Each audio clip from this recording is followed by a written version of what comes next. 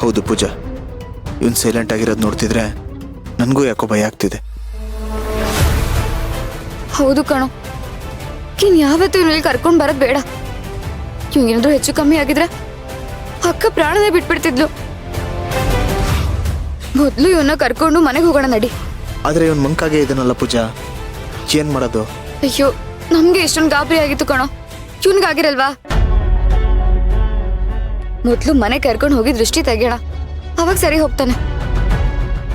ಸರಿ ಬಾ ಪುಟ್ಟ, ಮನೆಗೆ ಹೋಗೋಣ. ಐ ಆಮ್ ಸಾರಿ ಕಣ, ನಿನ್ನ ಬಿಟ್ಟು ಎಲ್ಲೂ ಹೋಗಲ್ಲ. ಬಾ ಪೂಜಾ.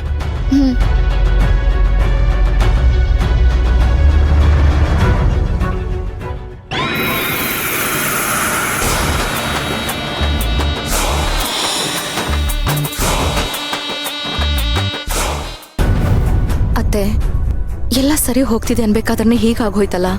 ಸೇವಂತಿ, ನಮ್ ಕೃಷ್ಣಂಗೆ ಯಾವುದೇ ದೃಷ್ಟಿ ದೋಷ ತಾಗ್ಬಾರ್ದು ಅಂತ ತಂದಿದ್ ಪ್ರಸಾದ ಎಲ್ಲ ಸುಟ್ಟೋಯ್ತಲ್ಲ. ಇದೇನಾದ್ರೂ ಅಪಶಕುನಾನಾ? ನನಗೂ ಹಾಗೆ ಅನಿಸ್ತಿದೆ ಅತ್ತೆ. ಅಲ್ಲ, ಅಡ್ಗೆ ಮನೇಲಿ ಇಟ್ಟಿದ್ದ ದೇವ್ರ ಪ್ರಸಾದ ತನ್ನಷ್ಟಕ್ಕೆ ತಾನೇ ಹತ್ಕೊಂಡು ಉರಿಯತ್ತೆ ಅಂತಂದ್ರೆ ಏನತ್ತೆ ಅರ್ಥ? ಅದೇ ನನ್ಗೂ ಅರ್ಥ ಆಗ್ತಿಲ್ಲ. ಅಡ್ಗೆ ಮನೆಯಲ್ಲಿ ಸ್ಟವ್ ಆನ್ ಆಗಿರ್ಲಿಲ್ಲ, ಅಲ್ಲಿ ಯಾವುದೇ ದೀಪನೂ ಇರ್ಲಿಲ್ಲ, ಬೆಂಕಿ ಪಟ್ನನೂ ಇರ್ಲಿಲ್ಲ. ಅಂದ್ಮೇಲೆ ಹೇಗಾಯ್ತು ಅಂತ ನನಗೆ ಯಾಕೋ ತುಂಬಾ ಭಯ ಆಗ್ತಿದೆ ಅತ್ತೆ. ಕೃಷ್ಣ, ನೋಡು, ನಿಮ್ಮ ಅಜ್ಜಿ ದೇವಸ್ಥಾನಕ್ಕೆ ಹೋಗಿದ್ದವ್ರು ವಾಪಸ್ ಬಂದಿದ್ದಾರೆ.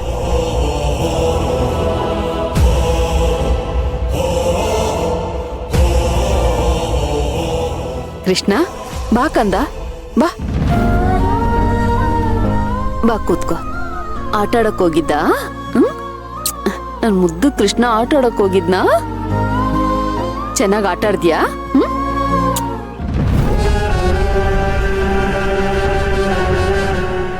ಕೃಷ್ಣ, ಯಾಕೋ ಸಪ್ಪಗಿದ್ಯಾ? ಅಶ್ವಿನ್, ಏನಾಯ್ತು? ಅಯ್ಯೋ, ಒಂದ್ ಕಡೆ ಕೂತ್ಕೊಂಡ್ಬೇಕಲ್ಲಪ್ಪ ನಿಮ್ ಕೃಷ್ಣ. ಪಾರ್ಕಲ್ಲಿ ಕುಣಿದು ಕುಪ್ಪಳಿಸಿ ಸುಸ್ತಾಗಿ ಹೋಗಿದ್ದಾನೆ ಬಾಸು.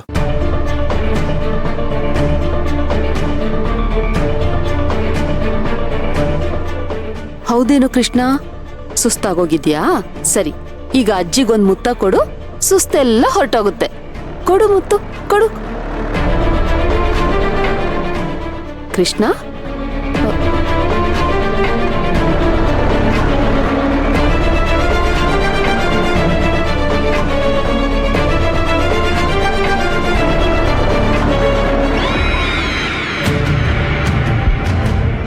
ಅದ್ಕೆ ಏನಾಯ್ತು?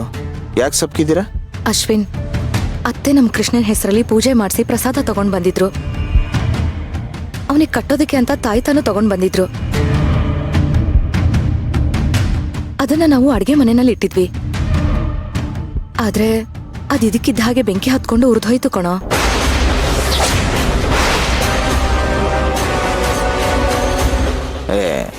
ಸುಮ್ನಿರಿ, ಅದ್ಕೆ ಜೋಕ್ ಮಾಡ್ತಿದ್ದೀರಾ? ಇದ್ದಕ್ಕಿದ್ದಾಗೆ ಬೆಂಕಿ ಎತ್ಕೊಳ್ಳೋದು ಅಂದ್ರೆ ಹೇಗೆ? ಅಯ್ಯೋ ದೇವ್ರಾಣೆ ಕಣೋ, ಬೇಕಿದ್ರೆ ಅತ್ತೆ ಇಲ್ಲೇ ಕೂತಿದ್ದಾರೆ, ಕೇಳ ಅವ್ರನ್ನೇ. ಹೌದು ಕಣೋ ಅಶ್ವಿನ್, ನಾವು ಡೈನಿಂಗ್ ಟೇಬಲ್ ಮೇಲೆ ತಿಂಡಿ ತಿಂತಿದ್ವಿ. ಆಗ ಇದ್ದಕ್ಕಿದ್ದ ಹಾಗೆ ನಾನ್ ತಂದಿದ್ ಪ್ರಸಾದ ಎಲ್ಲ ಬೆಂಕಿ ಹತ್ಕೊಂಡ್ಬಿಡ್ತು.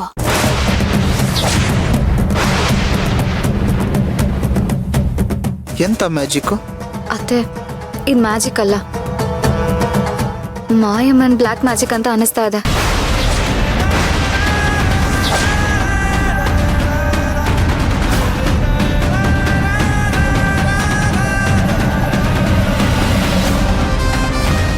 ಮಾಯಮ್ಮನ? ಹೌದು. ಪೂಜಾ, ಮೊದ್ಲೇ ಎಲ್ರು ಎದ್ರಿದ್ದಾರೆ, ನೀನ್ ಯಾಕೆ ಅವಳ ಹೆಸರು ಹೇಳಿ ಇನ್ನೂ ಎದುರಿಸ್ತಿದ್ಯಾ? ಇಷ್ಟೊತ್ತವರೆಗೂ ಚೆನ್ನಾಗಿದ್ ಮಗು ಸಡನ್ ಆಗಿ ಹೀಗೆ ಆಡ್ತಿದೆ ಅಂದ್ರೆ, ಅದು ಅಲ್ಲದೆ ಪಾರ್ಕಲ್ಲಿ ಪಾರ್ಕಲ್ಲಿ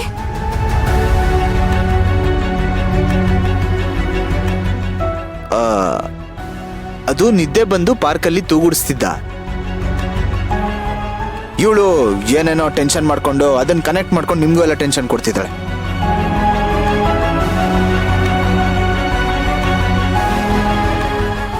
ನೀವ್ ನೋಡಿದ್ರೆ ಪ್ರಸಾದ ಇದ್ದಕ್ಕಿದ್ದಾಗೆ ಸುಟ್ಟೋಯ್ತು ಅಂದಿದ್ದೀರಾ, ಇವ್ ನೋಡಿದ್ರೆ ಹೀಗಿದಾನೆ.